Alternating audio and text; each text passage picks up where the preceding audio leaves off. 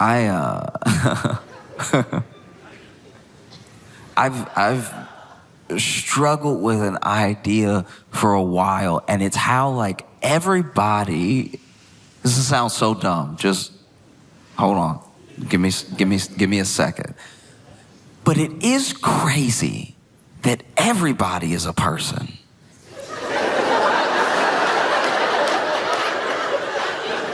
What I mean by that is when you're like a little kid and you just living your life, you know, you go to school and then you go home and then sometimes you play with your friends and sometimes you stay in and you watch cartoons. You know that you have a life. You know that you're a whole person, even if you don't have a full awareness of yourself. You know that you go to different places and you do different things. Even when you have a new experience, it doesn't even occur to you to be like, oh no, I don't do that. Because you're a kid just experiencing the world. But there are boxes that we put people in.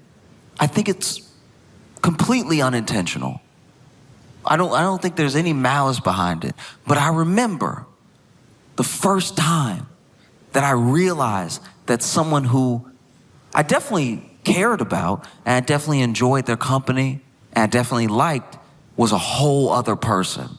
I was a little kid. I was with my mom at the grocery store and we saw my teacher.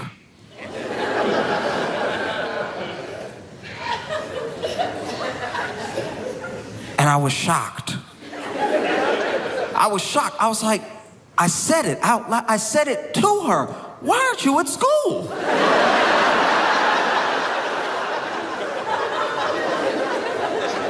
If you're here, then whose? It was a crazy thing in my head. My brain was breaking in that moment. I'm this little kid. I've only ever seen her at school. She's supposed to be at school. I shouldn't see her if I'm not at school. And she's over here buying groceries. I was like, you eat groceries?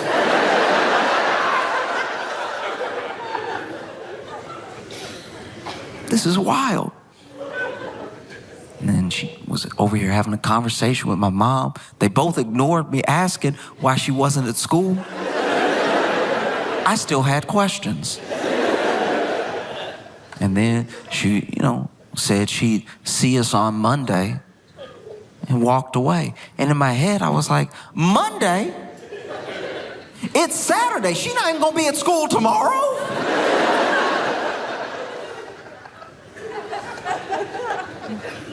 Blew my mind that one of my favorite teachers had like a house. And like, I'd always heard about her husband, but I thought that's just something teachers say to like pass the time and stuff. She had a whole life. And it feels like a silly lesson to learn when you're a kid, and then you get older and you realize you have to keep relearning it over and over again because you meet more and more people and you've already boxed them in. And then they surprise you and then you think, oh, I'm a little ashamed I was even surprised. I should know from when I was like 6 that people are like, everybody's a person. But it's an easy lesson to forget because you can only sometimes see a person in a certain way, Like my friend, I have a couple friends now who they've got drunk with their parents, and it's a boundary that some people never break with their parents. Sometimes their parents are like, oh, I'm gonna have a couple drinks, but I'm not gonna be drunk in front of my son, you know what I mean? And then there are people who will always have that thing of like, oh, I don't want to be drunk in front of my parent. You know what I mean? It's like weird. I feel like I'd be in trouble. It's like, well, you're 42. Yeah, but still. I don't know. I don't want my mom to see me drunk. It's like, well, she saw you at your worst as a baby. I guarantee you drunk just brings you like one step above baby. But it was an interesting thing. My friend said that he got had a couple drinks with his dad. Now his dad was a sort of interesting case because when he was a kid, I don't know all the details, but his dad drank. And then there was something, whether it was something that happened or just like a general attitude towards drinking. At one point, his dad was like, you know what? I'm just not gonna drink anymore. And he went like cold turkey sober for years and years and years, right? So he drank pretty heavily when my buddy was a kid, didn't drink until he was long out of the house. And it wasn't until after my buddy graduated college that his dad would like drink once in a while, you know, have a drink with him. And finally one day his dad was like drunk with him. And he noticed his dad like drunk. And he was like, it's crazy because I know my dad used to drink. And I can only see my dad as my dad. So knowing my dad is like an annoying drunk. I don't know. I guess I forgot he could be a whole person. Like, because his dad had this weird like rivalry with him when he was drunk. He, you know, walk up to him, impromptu, off of nothing. They're in the backyard. And he's like, hey,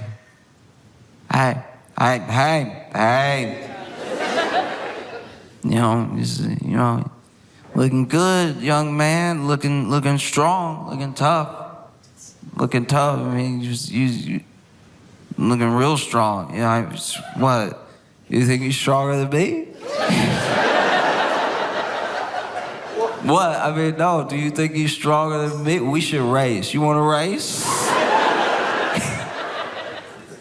And he knows that a foot race with his dad sober wouldn't even be a contest. So he's like, nah, Dad, I'm good. He's like, no, come on. You know, if you're scared, say so. If you're scared, say so. If you're scared, the old man still got it. If you're scared, say so. Said he made it into one of the most annoying songs he had ever heard in his life. Just until he would raise him, if you scared, say so. And finally, he's like, all right, look, we'll race, fine. And he thinks if he stands up, his dad might just forget, you know, because he's at that level of drunk where he's on a mission, but not a mission he has to complete. Y'all know that mission. This is one of my favorite missions to watch people have on like a night out. You know, especially with like, but one of my favorite side quests in any night out that a bunch of ladies are having is finding one of their phones. One phone will go missing, and it will be the biggest deal in the world for 12 minutes.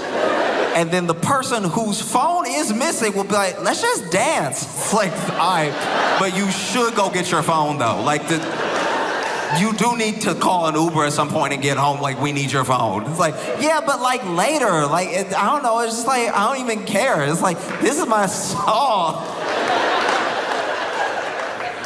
And then it resets, because then like several songs later, it'll be like, yeah, you look so good. I'm gonna take a picture of you. I'm gonna.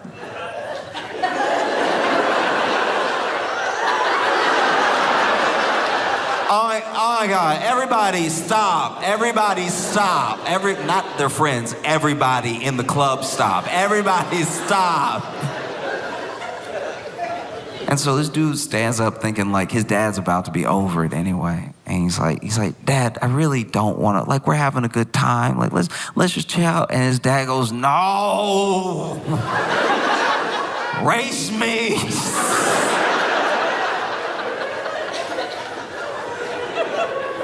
And he's like, all right, fine, okay. So they line up. And he's not really gonna race his dad. He's gonna like walk and let his dad win so he can feel good about being annoying for 15 minutes. But his dad stands up and he's ready.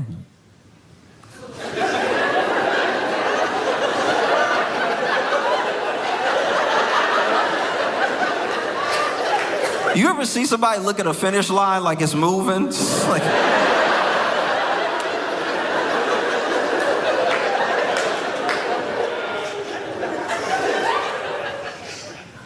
and then he said,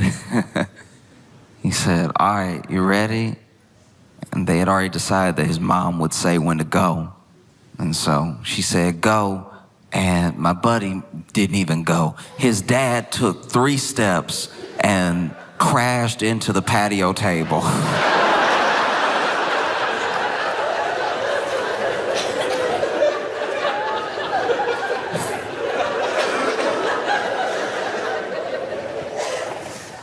And I don't know, yeah, it's gotta be tough. That's a moment that's like, you just know that now. You know your dad your whole life, and then now you're like, oh yeah, but like after the 5th Jameson, he will. You know. And it changes how you look at your dad a little bit, not even in the form of judgment, just like there's more information and you see him as like a whole person. You know good, you know bad, you know arguing with him, you know, and now you know this thing that you didn't really experience in the same way when you were a kid. Now you know. Even 4 Jamesons in, he's gonna go, no.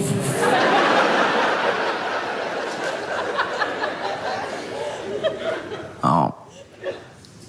Like I don't know if it's possible to remind yourself every time, every day, that a person is like a whole person. Because we are so distant. Person to person. Like when you meet someone that you've maybe heard about, you can only go off your impression. That impression is colored by whoever told you about this person.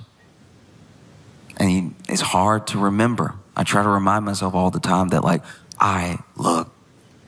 we're meeting this person. Nothing nice has been said. But I'm sure they have a dog. I don't know. Like some redeeming quality. You try to approach it like that. And, you know, I fail at it a lot. You know, sometimes I let, whether it's gossip or just like a preconceived notion, take over. And then you end up being friends with this person. And you feel even worse because you're like, oh, I judged you so harshly when we met. You know, some of my best friends, when I met them, hated their guts. I hated because I was just like, oh, just look at his face. One of my best friends from college, when we met, us meeting was me asking him for a pencil and him going, what? And so I just turned back around. I was like, all right, jerk. Turns out he just didn't hear me.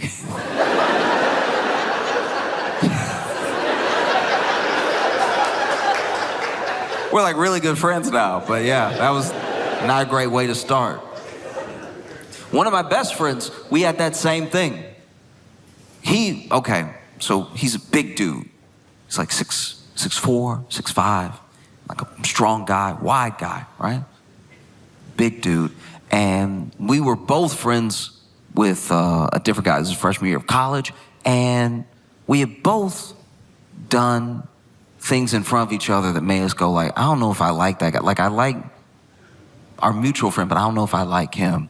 And then we kept being in scenarios where maybe we were waiting for our mutual friend, so we were left alone with each other. And in my head, maybe it's because of where I come from, and maybe it's because I've never been the biggest guy in the room, but this is a big old dude, and he doesn't seem like he liked me. So in my head, I was like, I just gotta act crazy. Like if I'm crazy, that'll keep at bay his size. Because even a big man doesn't want to get bit. You know what I mean? I don't care how big or strong you are. Once everybody saw what Mike Tyson did to Evander Holyfield, they were like, oh yeah, crazy wins. Crazy will always win. I like my whole ear where it is. And then he noticed me being crazy. And so he was like, all right, I'm gonna have to flex how big I am. There was one time where we were waiting on our mutual friend because, forgot to mention earlier, our mutual friend was his roommate. So I had to be in their room a bunch before we actually got along. And I don't know, I saw him like eyeing me, and this is a college dorm room.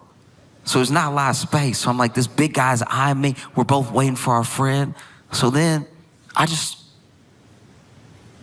didn't know what to do. So I just started singing lyrics to Kanye West's 808 on a Heartbreak. No music. Impromptu.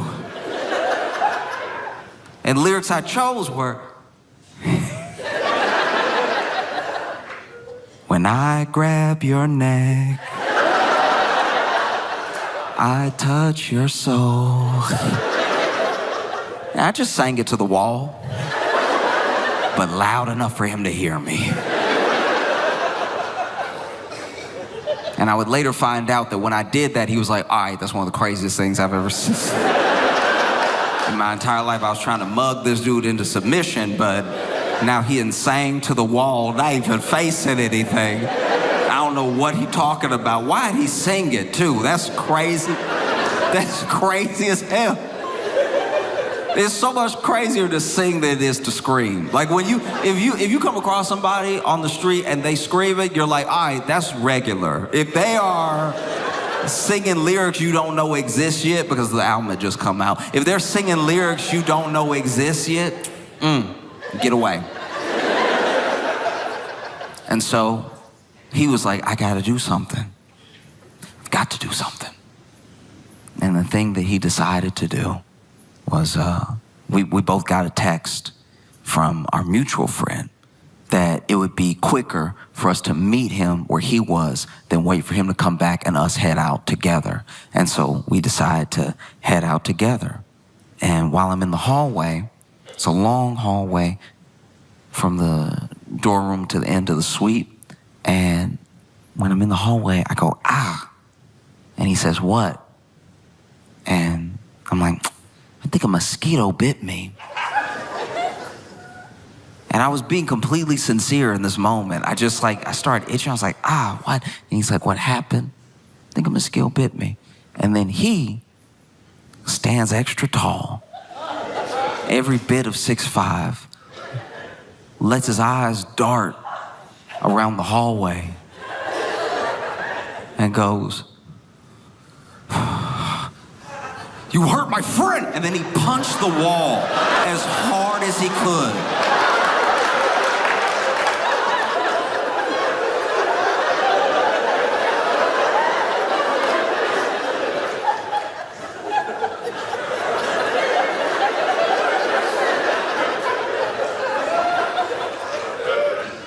And when he moved his fist from the wall, there was a dead mosquito.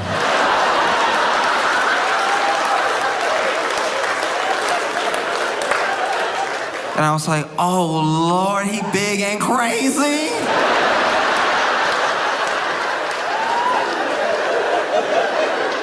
Oh, I'm sick. Oh.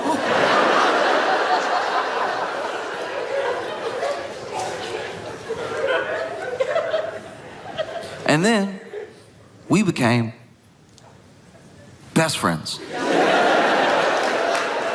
We became best friends because we got to know each other. We got to know each other, and I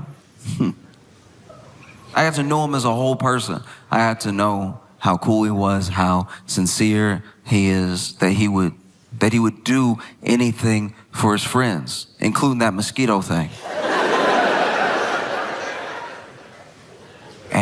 And he got to know me, and he still liked me. So we became best friends because I got to see like the whole person, you know? And then finally one day I told him about it. I was like, hey, you know, freshman year, because when we were juniors, we became roommates. And I told him, like, hey, I just want to get something off my chest. Freshman year, when I was in the room with you and I just started singing. I was just trying to be crazy because I thought like you were real big and like, I don't know, I had been bullied a lot, so I was just trying to like keep you at bay. And he was like, oh, that's so good to know. Which means in the time that we had become friends, he still thought like, no, that's what he does though. Like that's who he is as a person. I was like, that's so good to know, because honestly, I was wondering what I'd have to do. I thought you were genuinely crazy. And that's why I punched that wall.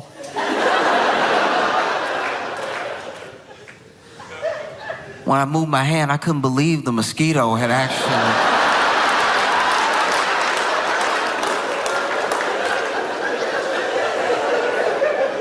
Wild stuff. Yeah.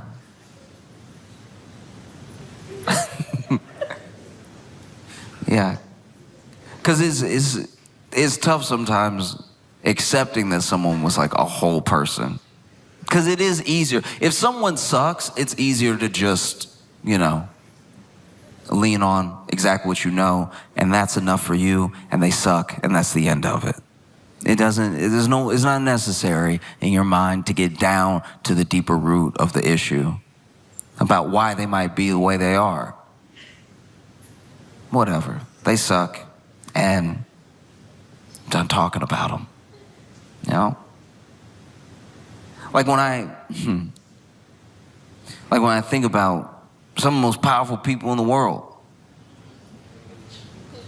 I think that way all the time. I forget that it's like a whole person because they suck. They suck so much.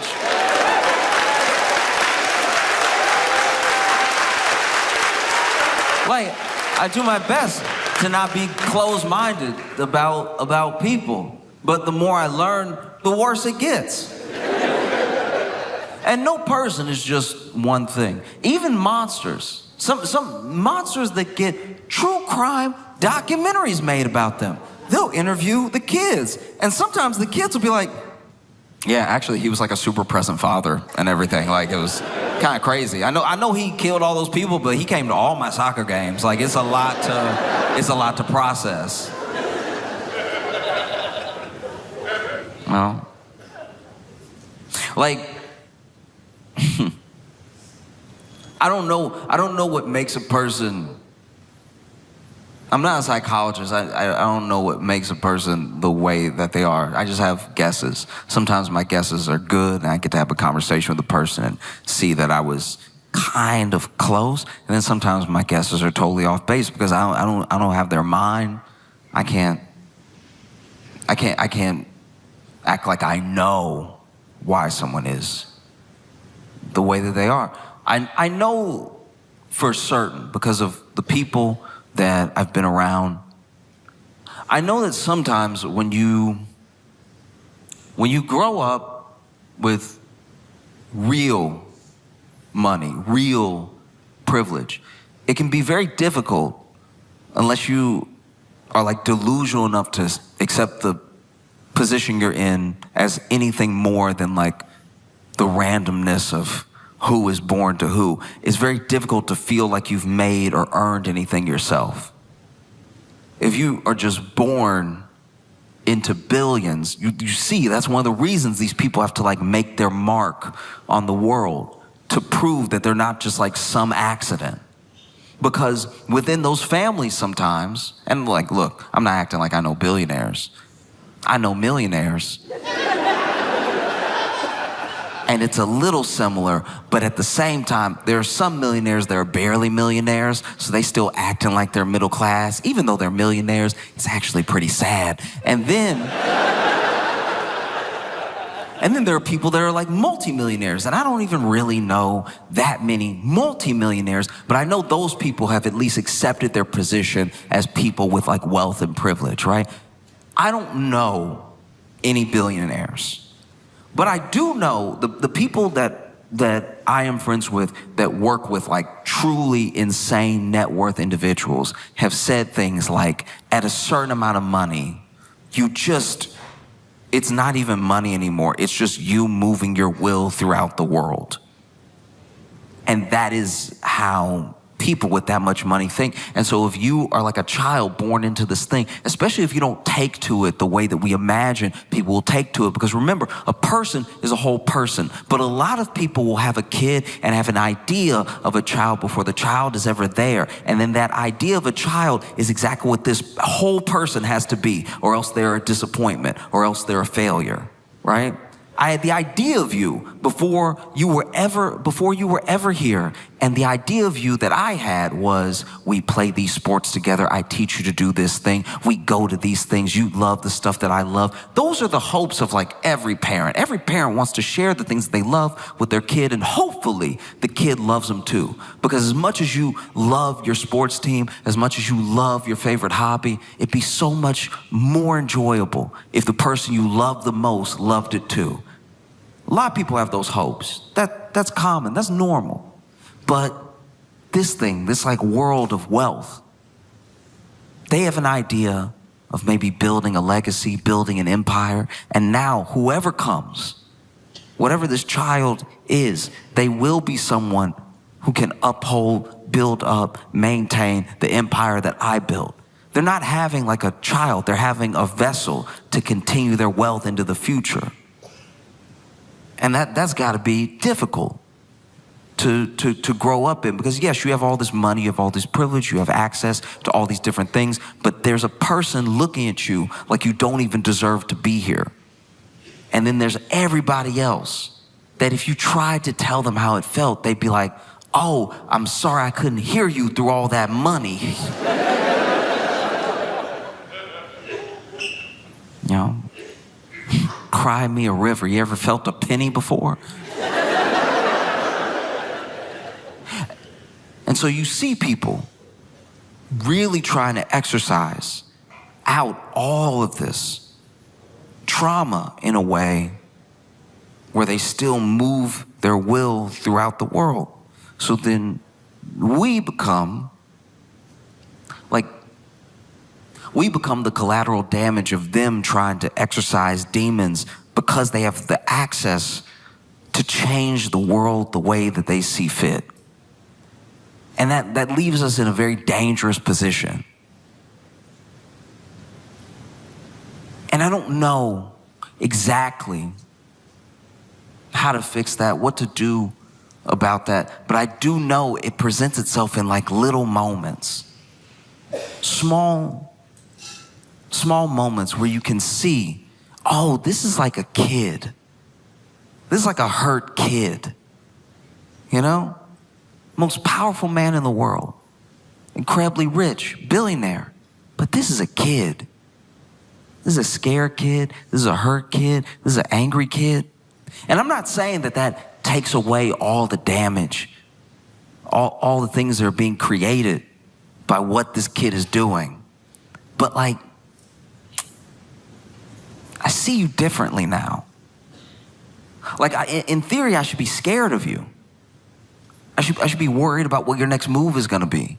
I should be worried if you're going to send someone to hurt me or my family, because you could do that. You're a very powerful person. But then things happen, and I see you react like a kid. And it's weird to see you as a whole person, you know? Like, I'm not going to... How do I put this? I could tell Trump was hurt by that South Park episode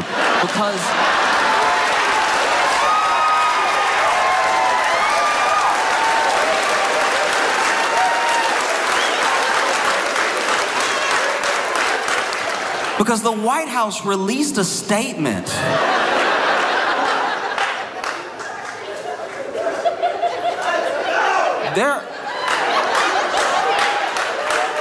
There are school shootings where the White House doesn't release a statement. The White House released a statement. They were like, hey, look, South Park hadn't been relevant for a while now anyway. Nobody even watched.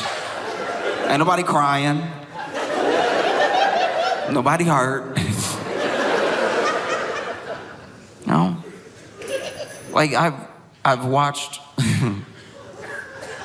I watched Trump go to the Fed. He went to the Fed and he was with Jerome Powell. Now, Donald Trump put Jerome Powell in that position, all right? Donald Trump made Jerome Powell Fed chair, right? And now Donald Trump can't stand Jerome Powell and doesn't know who appointed him.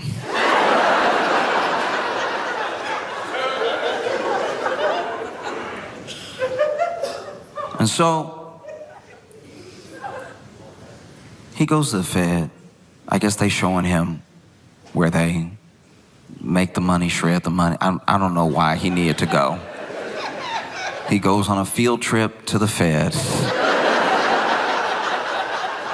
You know, this is a very funny thing about Donald Trump. He has been very rich his entire life, but he still acts like new money. I have expected Trump to see the money being printed in front of him and go,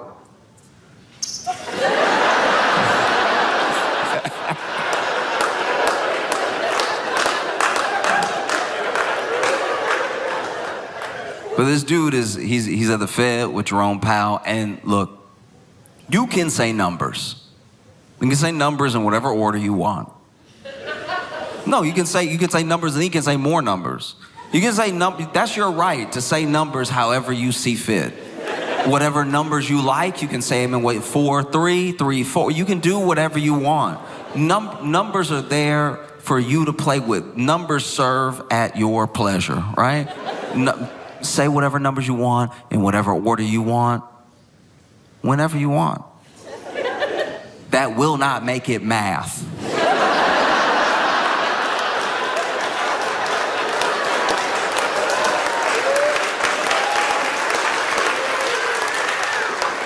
And so Trump is talking to the media, and he just like throwing out numbers. He's saying numbers, right? Just, numbers, good numbers, and some bad numbers. Let's get those bad numbers out of there. Good numbers, more numbers, extra numbers, right?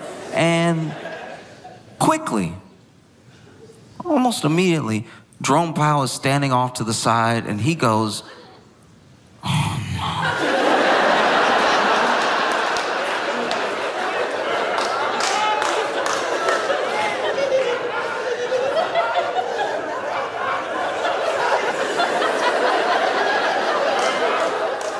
Jerome Powell was shaking his head. You know those people who got like perfect pitch?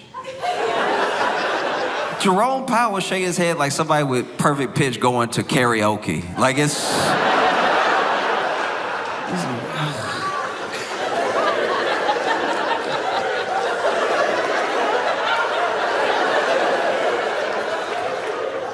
And look, this is not something that happens often.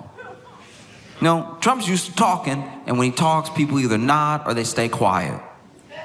And we saw this in spectacular fashion in like 2020. Because he would stand up there, and then the people next to him, the people behind him, sometimes you catch them being like, huh?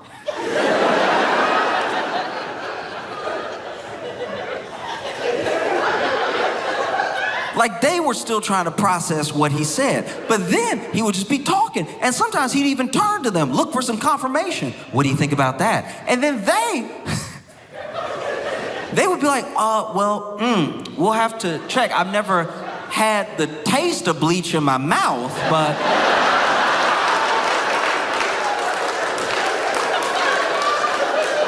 I suppose anything's possible.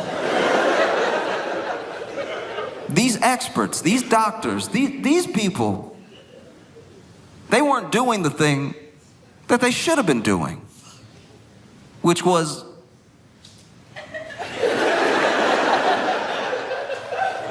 because he didn't just shake his head. He said it. He said it out loud. No, no, no, no. No.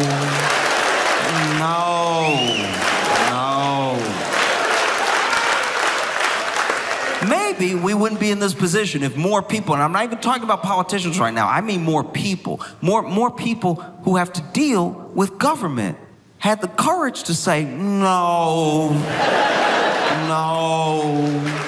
that's not how medicine works, no, that's not science, no,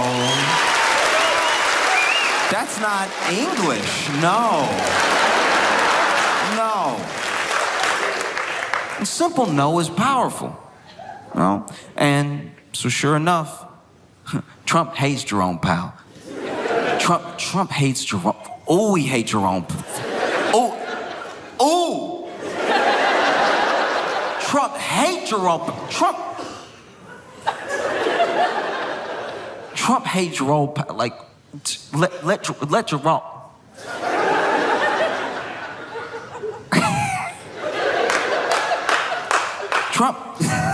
Trump hates Jerome Powell, so he hate him so good. Trump hates Jerome Powell so much, he did something he never does. He did something we haven't seen him do. Either time he's been president, he did something I didn't even think he was capable to do. Trump hates Jerome Powell so much. Through his teeth, he hate him. He hate him so much that Donald Trump did homework.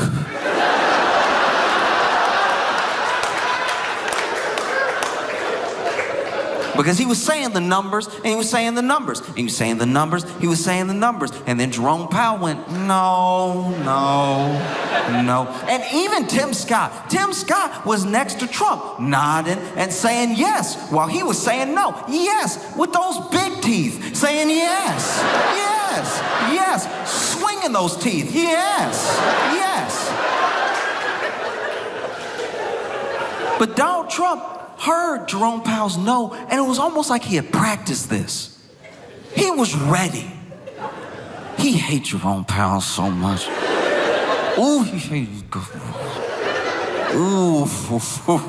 He hate him. And so he goes, huh? What? No. Oh, well, I have the paper right here. And then Donald Trump pulled out a piece of paper and handed it to Jerome Powell like it was checkmate. I had never seen this man prepared in his life. Usually, when Trump has a chart or a piece of paper, it's because he already has a point he's trying to make, and he's just using that to illustrate. Trump has never had a Trump card.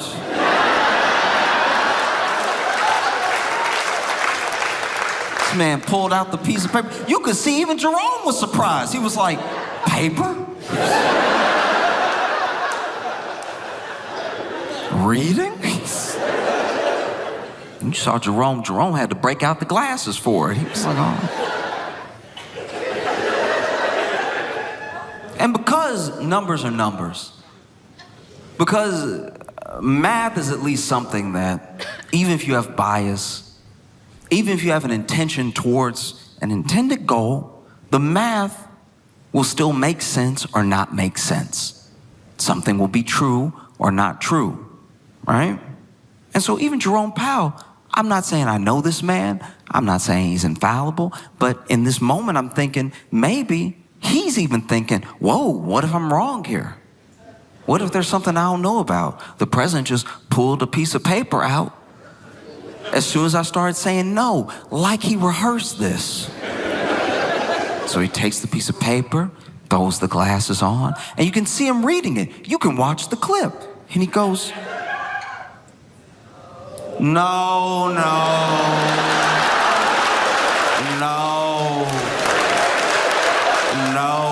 this old, no.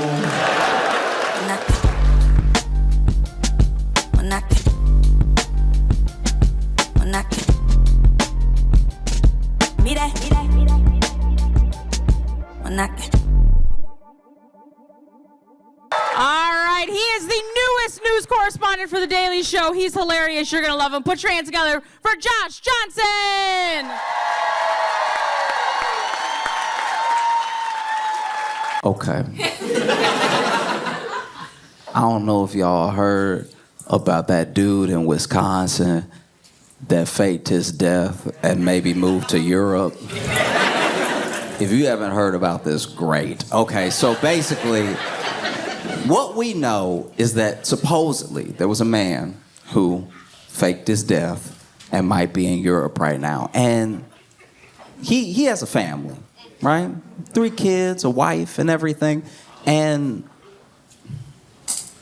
one thing we usually don't do as men is give a man the credit that we owe him for being the new bottom. Like the new lowest common denominator. Like as men, we need this man. We need him, all right? You know anytime you mess up as a man, when there's a man near you who has messed up worse, you'd be like, hey, I could be that guy. You know, next time you forget a birthday or something, be like, baby, look, I'm sorry I messed up. But you know what I didn't do is fake my death and move to Europe. Some people do that. I love you and I would never. If I die, it'll be for real. I'm a good man. When I die, it will be of an ulcer or something. You know what I mean? Something where you've really held the pain in, didn't talk to anybody, didn't try to do anything about it. You know, real man stuff. I'm gonna do what men are supposed to do. I'm gonna support this family, not go to therapy, hold it all in. And then one day grab my chest like, and you'll know that maybe we should have left this one argument alone, right? Because I would never fake my death and move to Europe. I've done plenty of things, plenty of dumb things. Sometimes I'm just like having a good day, not really paying attention, and then you come in and you haven't had a good day. So you're telling me all the things that happened in your day that were not good. And instead of listening, I'm just sort of nodding, right? I'm just sort of nodding and being like, Different versions of like tasting something when you're telling me a story. And then you catch on that I'm not listening. So you ask me, what did I just say? And then I say,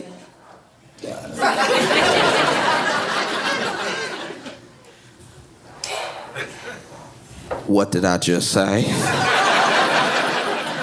And you can tell I haven't been listening. And I know I should listen. I know that you're telling me this to vent because you trust me and you want my input on your day, right? I know that I let you down, but you know what I didn't do is fake my death and move to Europe. I'm not saying it makes me a hero, but it definitely stops me from being a villain.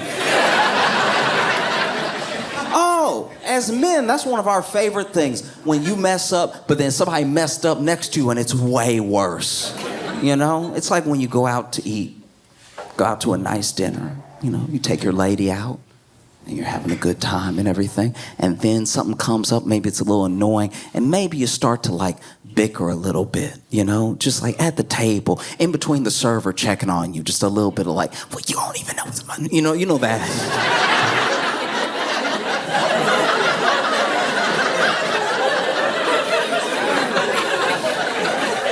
Oh yeah, you know that good whispering, you know that in between your teeth, not here.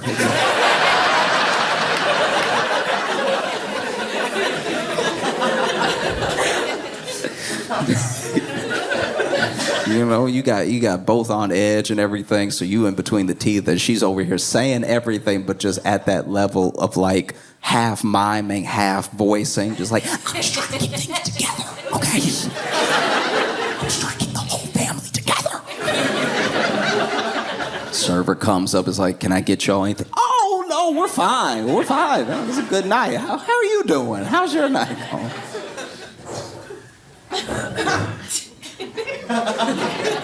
And it's tough, you know, because you'll be in the moment just bickering.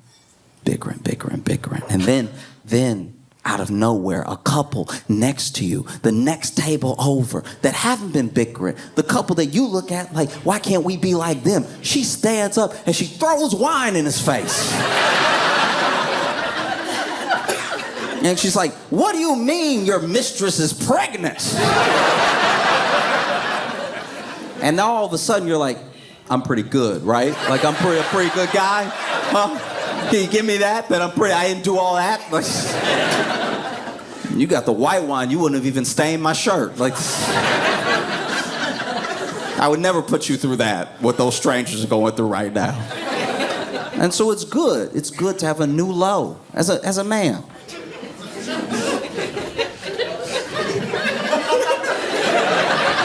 You know I'm telling the truth. You know sooner or later you're gonna be in an argument and you're like, fine, all right, I'm no prize. But I'm here, right? Huh? I'm not in Europe, am I? I talk to you when we have a problem. I talk to you like a man. I don't hide my wallet on the shore.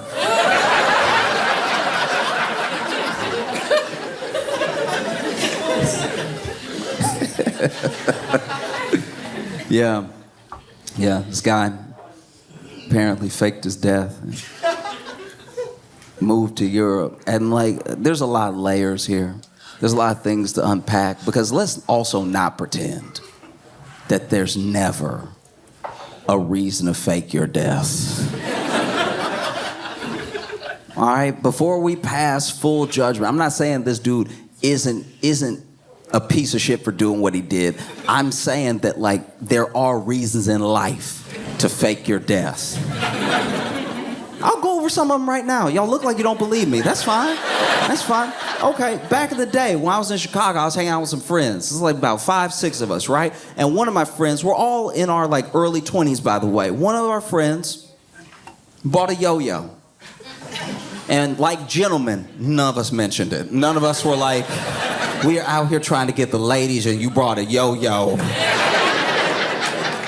You bringing the whole vibe down. And he brought his yo-yo and he was doing all the tricks. You know what I mean? You know, making it sleep and then popping it back up like a superpower. You know what I'm talking about? Those like...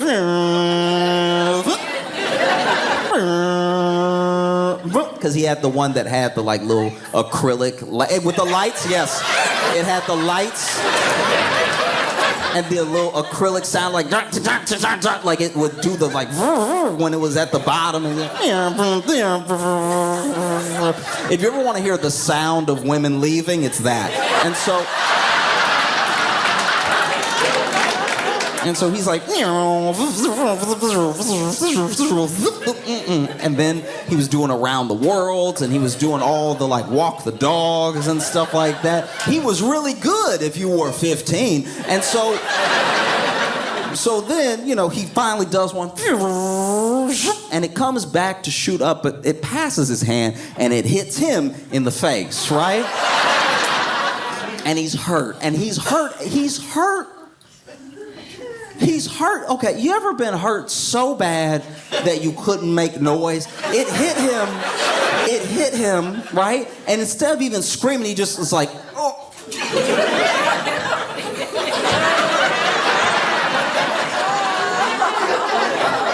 It's that hurt where you just have to slap something to like transfer some of the hurt while you're hurting.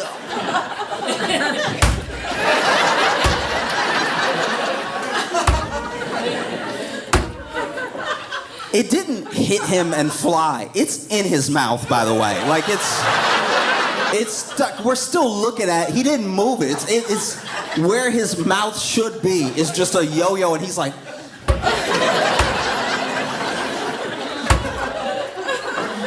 And then he spits out the yo-yo, and a tooth flies out with it.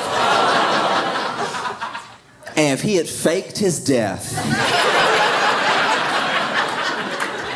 I would get it. If he was like, I need to start over from here, I would understand. Like, I really do get it, how people get to that place where they gotta fake their own death, because this was very hurtful and embarrassing.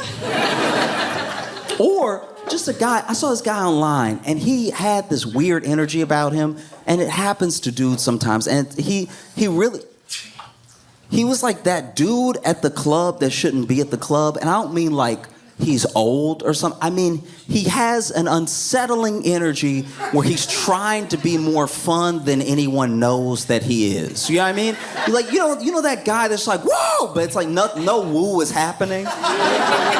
We've all been around that person, like, yeah, and it's like, but it's a barbecue. I don't know why you are trying to bring all this extra. And so that's what he was doing. He was in this club. He's like, yeah, woo, woo, and like, there's not even that many people there, so there's nothing to lay cover. There's not even enough noise for like his energy versus what's actually happening, because people are just kind of casually dancing, and he, yeah, yeah.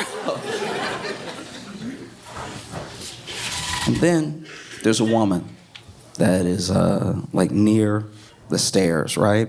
And I don't know what the stairs lead to, maybe the bathroom or something like that. But this woman is near the stairs, and she's like twerking along the wall, and she's like really got it going. Like she's very good, right?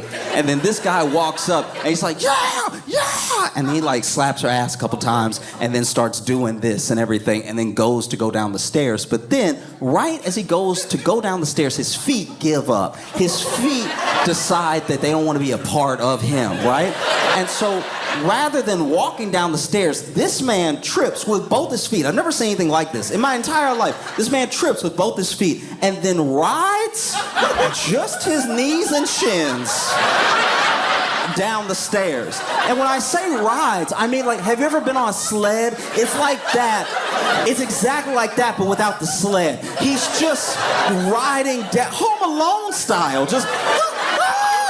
And he's screaming, and you can barely hear him scream because the music is loud, but he's screaming so because he's riding his knees and shins down every step. They did not miss a step. Every knee hit every stair, and his shins hit all of the stairs. And so he's like, like a bird, right? Screaming like a bird the entire way down. He hits every step. And for some reason, I don't know why he thought it would help, but he's holding the handrail the whole time. And he's like,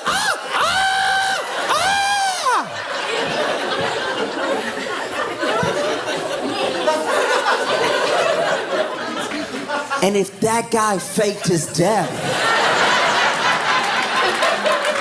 you would get it. You would be like, yeah, you gotta start over. You gotta start, I would say move to a place that doesn't even have music. Like, you gotta do some different things. Move to a plateau. That's the type of... Don't even have any elevation where you live, because what if you have to go upstairs again? We don't know if you'll make it down.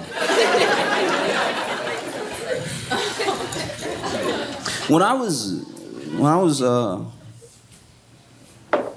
growing up, I knew a kid who was dating someone for a long time. They started dating young, right?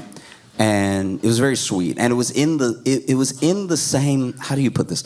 It was in the same way that, like, you hear grandparents tell stories about falling in love, is how he fell in love. Because he said early on, I'm going to marry this girl, right? And he had to have been like 18, something like that. I'm gonna marry this girl. He said it early, right? And he did the thing that we look at as like the most romantic thing possible, buys a ring within a year, but doesn't do anything with, waits years. I bought the ring when I was 19. We're dating, we're 23. I bought the ring years ago because I was sure, I know, right? And, they have their little fights and stuff like that. They have little spats and stuff. But then one day, he decides, like, yeah, this is it. And he takes her on a trip, right? And they go on a trip that's like kind of the woods. I don't know. They rented a cabin. But they have their little fights on the way and everything. And overall, it's a nice time, They cook. They watch a movie and everything, and he decides he's going to propose to her while they're sitting on the couch when they get done watching one of her favorite movies. They both cooked, but then he had a cupcake. He put the ring in the cupcake, and they were going to share a cupcake, and whenever she got to the middle, that's where the ring would be, he would ask her, right? And he had the whole thing planned out. And he even had his speech planned out per bite, because he was going to take these little bites and then, bite, bite, bite, bite, ring, right? And so he starts it, and he's like, hey, I want to talk to you about something. Takes a little bite, passes it to her. And she's like, what? Takes a big bite. To say they're supposed to be sharing takes an inconsiderate bite. Like this, like when you're a couple and you order something and they're like, can I have a little bit of yours? And you're like, sure. And then they slide a whole more than a little off your plate onto their plate. And you're like, you should have said half then. If you want half, say half. Don't say a little bit when you know it's half. Because you like my orders because I know how to order. You over here experimenting, trying to have an experience, and then you don't like what you got. Now you want half of what I have, which would normally be fine, but you said a little bit. If you said split, then we good. You say split, then we're splitting. That's what half is, splitting. You said a little bit, and now I don't even know what it tastes like because you didn't pick up, because mine came first and you went ahead and picked off mine, then took half when you got yours. So now I've had at least a seventh of the meal that I ordered that I think is good, but I don't remember how it tastes because it just sort of left my memory so fast. And so she's taking these big bites, so he got to take smaller bites, and he got to turn the cupcake when he passes it back to her to make sure her bites don't interfere with his speech, because now he got to hurry up the speech because the bites are too big. And so now he handing her the thing from the bottom, just bite this part. I'm almost done. And when he hands her what's basically a ring covered in a little bit of cupcake to try to bite, at the same time that he says, will you marry me, she says, I think we should break up. And so if you want to fake your death, that's kind of like the opportune moment to be like, oh, yeah, you want to break up, and I want to I'll be right back. And then just move to Europe, I suppose.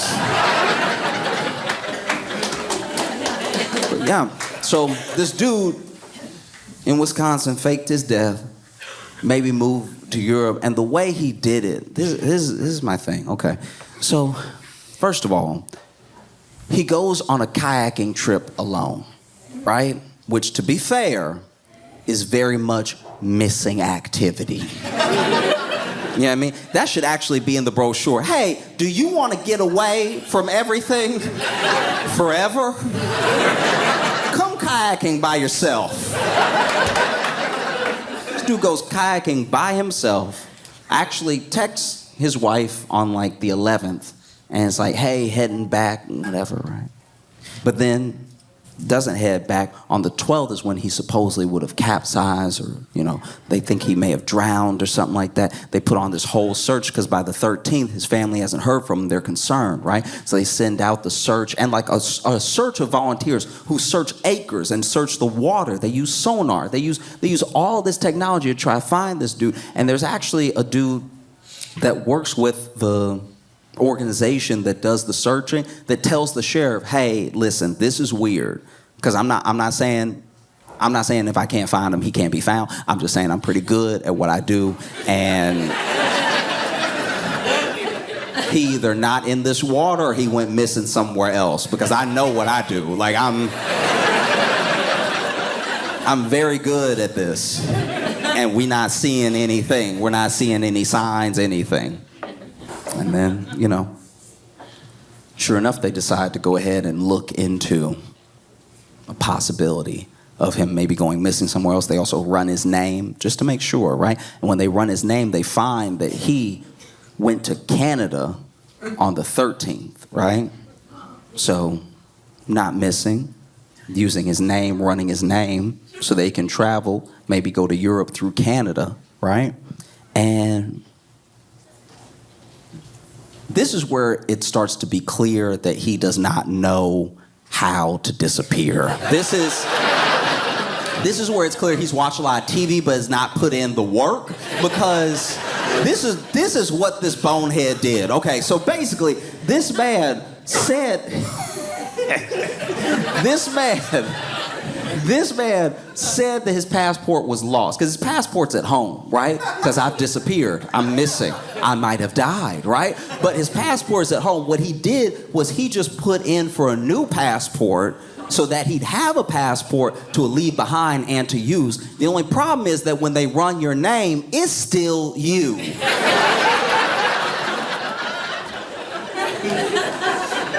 What kind of dumb spy move is that? That's still your name. That's like getting pulled over and handing the cop a fake ID. You still in the car. Like this. And then his wife goes through his computer and stuff, and they find everything. They basically find where this dude has like looked up how to exchange money into a foreign bank. He's looked up how to travel, how to disappear. And this is my worry. I have the feeling that this dude thought that he covered all his tracks because he put everything in the recycle bin.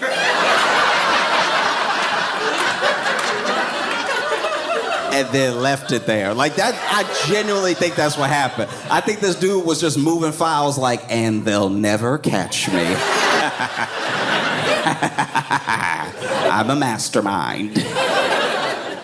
It's painful, right? So they find everything, and then his wife gives it to the police and stuff, and the police are like, oh, okay, yeah, this is pretty dumb, They even find where he took out a life insurance policy for like, I think $375,000, something like that. And this moment was where I had a journey in how I felt about this dude. Because initially when I heard it, I was like, what a terrible person, right? But then when I heard about the life insurance policy, I was like, wait, maybe I'm judging too quickly. Because if this dude is leaving a life insurance policy for his family, maybe he's just trying to make a clean break. Maybe this dude is like, look. I'm not a good father anyway. Let's at least part ways like this. Let me go ahead and get you some money for your trouble. And I'll go and I'll live in Europe and everything. Most dads leave for free. This dude... There's a high likelihood that this dude was like, let me break you off some bread, right? I'm gonna start a new life. You could go through college for free. And then I saw what it doesn't look like he's tried to claim the life insurance policy, which would also be insane. That would be, I don't know much about insurance, and I don't like insurance companies, but that would be hella out of pocket to show up and be like, y'all, I died. I'd like the money from me dying, please. See, the policy says right here, if I died, this is how much whoever gets, and whoever is me and I died. So can you please make the check out to me? And so then I went back and forth. I was like, oh, maybe. Nah, actually, no, he's just a bad person. Just a bad dude. Faking his death, leaving his wallet, leaving his kayak, leaving his family. And then they find that apparently he's been talking to someone. He didn't just try to leave. Because that's another thing. When I thought he was just trying to leave, I was like, okay. It's not how you handle it. But some people, they have an episode. They're like, I need to get away. I don't know how, But then when I found out, like his family found out, that he left to be with some lover in Uzbekistan.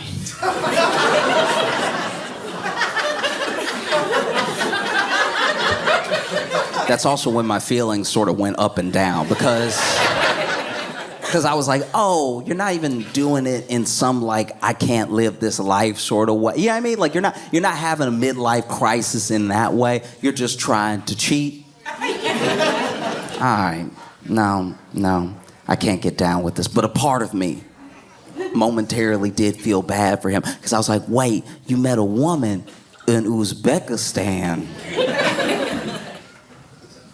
Oh, he's never been catfished before.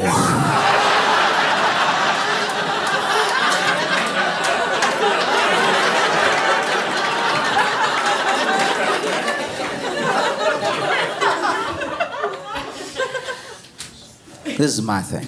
I don't know if y'all have seen, you know, you don't have to tell me if you know what I'm talking about. We can all just act innocent. But there are, in this world, illicit sites. Illicit sites where you go to watch people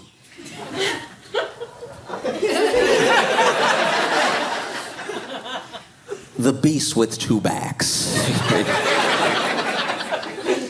And then in these sites are ads. Ads for local singles in your area. Or even better, ads for very willing women who would love to marry you in Russia and Uzbekistan. I think my man may have fallen for one of these ads. That or he's been watching too much 90 Day Fiance, because like I feel like, come on now, how well do you know this person? And so now you faked your death to go to Europe to be with someone who might not even be real. That's wild. You gonna blow up your whole life for some text messages? I mean, really, how good are those texts? You know what I mean? No one found a picture. No one knows what this person looks like. They just know that, like, someone enticed him in some bad English. And now he's headed over there. And I don't know. I feel like you clearly have to be in a bad place to do something like this. You have a family, you know what I mean? You have people that depend on you, and you're about to throw it all away to go to a place I'm sure you can't spell. Because never forget, this man is an American. That's also what you have to keep in mind here. He over here trying to travel as an American, try to get help in English and stuff. People in Romania speaking Romanian. He doesn't understand it. He's like, I just need to get to Uzbekistan. Do you know how to go left in Europe? Now he gets over there. Who knows what life is waiting for him, you know? I'd like to think that this woman in Uzbekistan really does exist. And she's mad as hell right now. She's like, no, we were supposed to go to America. Are you serious? You can't live with me.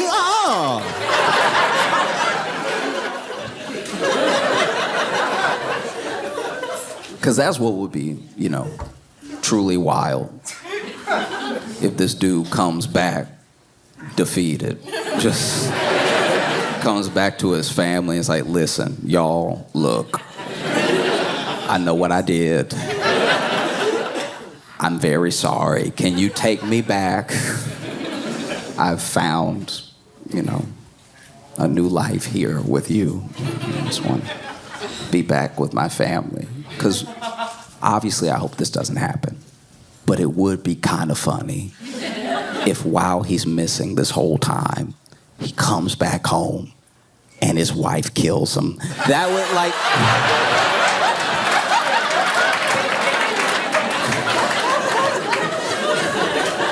That'd be crazy. This dude show back up at his doorstep and his wife already got the shotgun and everything. He's like, baby, no. He's like, baby, I don't talk to ghosts.